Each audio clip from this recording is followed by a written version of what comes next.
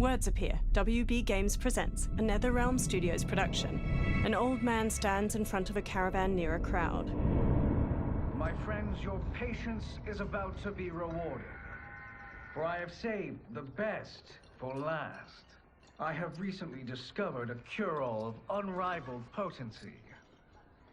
It will soon be on the shelves in every home of Outworld. This elixir is crafted from an ancient recipe. It has Patreon flowers, Margovian nectar, powdered teeth of an Arctican dragon.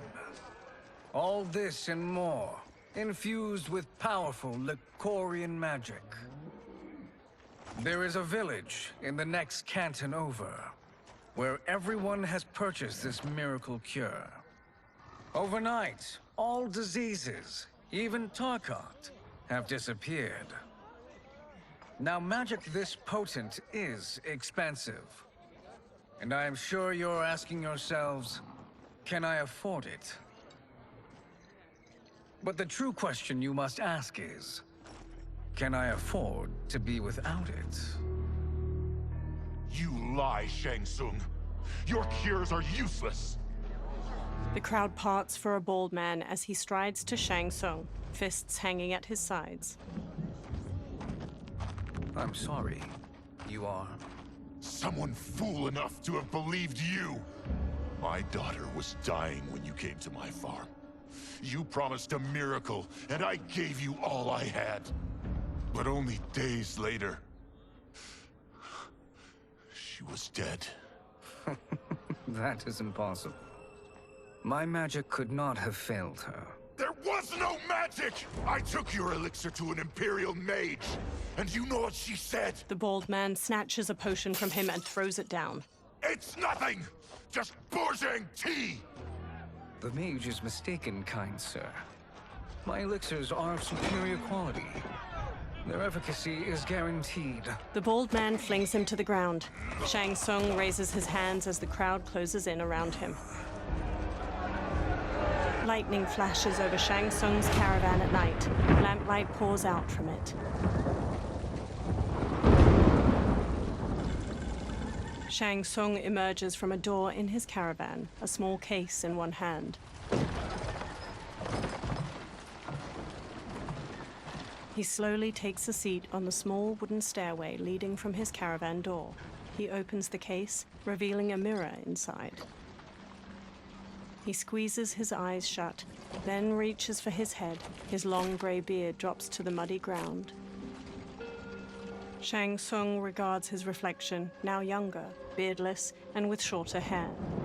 It is an excellent ruse, your disguise. A woman stands nearby. Backwater folk are far more likely to trust a kindly old man. Here on behalf of a dissatisfied customer. If it's revenge you want, have at it. If it's restitution, there's nothing left. What I want, Shang Tsung, is to elevate you, to make you the great sorcerer that now you can only pretend to be. A generous offer. Why me? You are uniquely resilient. Who else could eke out a living traveling Outworld's hinterlands, selling quack cures and fake magic? A living? It is barely survival. And you were meant for more. To live among kings, not peasants. But since before you were born, you have been conspired against by those who fear how formidable you could become. How do you know this? Who are you? I am your deliverer, Shang Tsung. Join me, and I will put the realms at your feet. Water streams down Shang Tsung's face as he meets the woman's glowing blue eyes. He smiles toothily. A title appears, Mortal Kombat 1. Three men wearing sun hats plow a farm by various cottages. Power line towers hang crookedly near them. An ornate building sits on a mountain peak looming behind. This is a good harvest, Kung Lao. Yes. It is a blessing, Raiden. You would rather we starve? No, of course not. But we've worked these fields since we were kids. In 40 years, we'll still be here.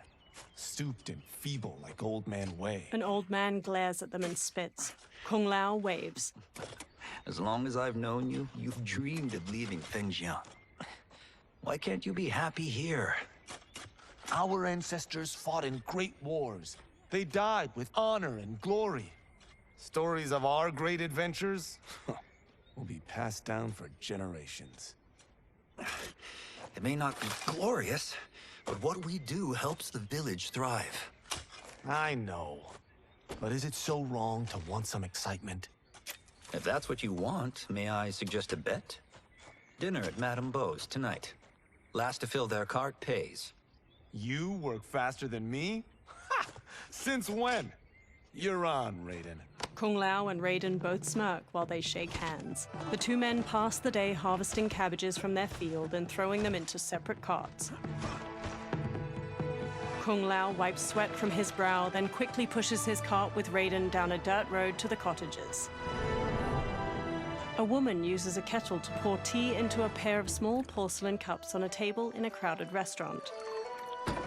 She carries a platter with the cups and kettle away as Kung Lao and Raiden walk in. That is amazing. I am starving. I wonder what Madame Beau is making tonight. An old woman approaches. For you two, whatever you want. Thank you, Madame Beau. You spoil us. Like the sons I never had. Madame Beau leads them to an outdoor dining area. They sit at one of the many tables. Have you two been practicing my lessons? As we can. The harvest leaves us little time for martial arts. Since your first words, Kung Lao, you've mouthed nothing but excuses. If you fail to prepare... Your preparations will fail you. Good. You haven't forgotten. But we'll see if I make you anything special tonight. I'm glad you're paying. Madame Beau might just pad the bill with her anger. I am paying? You finished work last. But I delivered my cart first. Delivered? Huh. The bet was filled. That's not what I remember. So that's how it is, eh? What do you say we settle this man to man? They walk off. Wait, you mean fight? Yes. Right here, right now. Madame Beau can watch, critique our form. A hooded man with glowing white eyes watches them pass by. Best 2 out of 3? Fair enough. We must be careful. Madame Beau will kick us out if we break something. Oh, this won't last long enough for that to happen. You will be down in no time. Fight!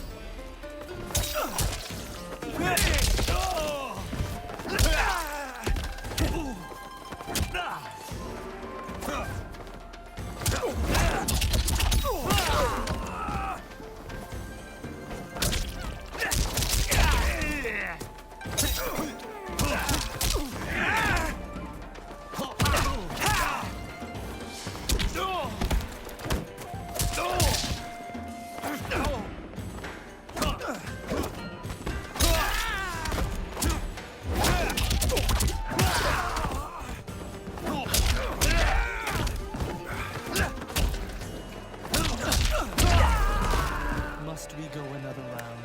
We both know how this ends.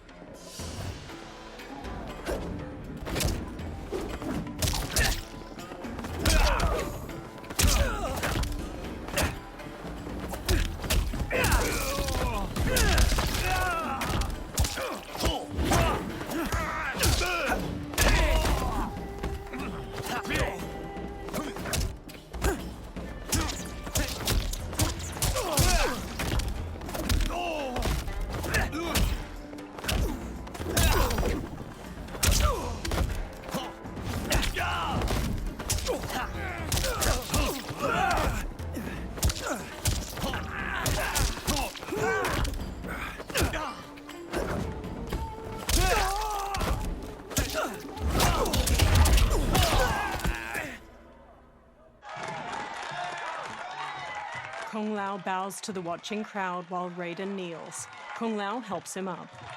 You haven't beaten me yet. The day's coming, Kung Lao. Keep telling yourself that. A variety of plates and bowls with scraps of food in them sit on Kung Lao and Raiden's table. You were hungry. Oh. Everything was delicious, Madame Bo. Thank you, Raiden. You boys are always a pleasure to cook for. Raiden hands her cash, but his face drops as she beckons for more. A breeze wafts a bill from his hand toward a man in a dark garb and gas mask. He closes his fist around the bill, then looks toward Kung Lao and Raiden. Madame Bo, the Lin Kuei await your answer. 5 people in dark clothes and cloth masks stand with him. He advances on Madame Bo. I have been busy, Smoke. She steps away. The Lin Kuei? Who are they? Don't know, but I don't like where this is going. What do we do? Stay ready. Madame Bo, it is a simple choice. Pay for our protection, or risk harm to this fine establishment. You'll get nothing from me. That, Madame Bo, is unfortunate. He turns to the Lin Kuei warriors and nods. They flip tables and chairs. Madame Bo punches Smoke's face. He blocks her next flurry of jabs, then flips her through a railing. She falls onto a table below, breaking it. Madame Bo! Kung Lao and Raiden quickly get up from their table and fight their way through the Lin Kuei warriors. Smoke throws a smoke bomb, then jumps through the spreading cloud and kicks Kung Lao and Raiden to the floor. You two are brave, but against us, you are in over your head. We don't care who you are or who you are with. You will not menace Madame Bo. Fight!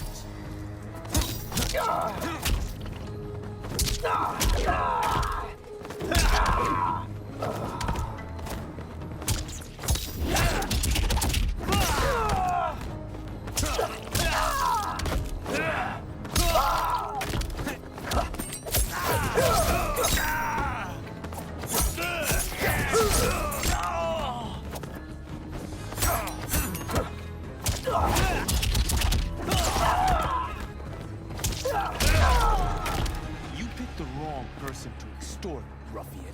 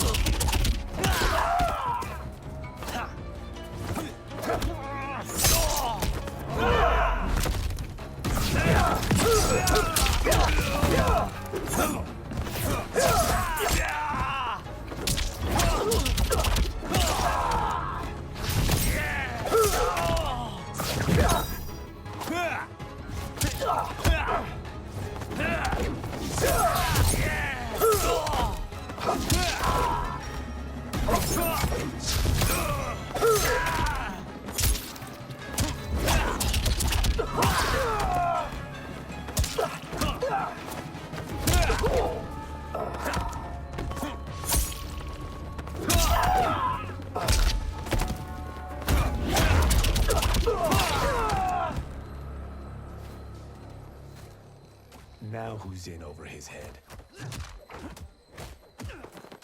Raiden punches a Lin Kuei, who stumbles back. Kung Lao grabs him, then drops him.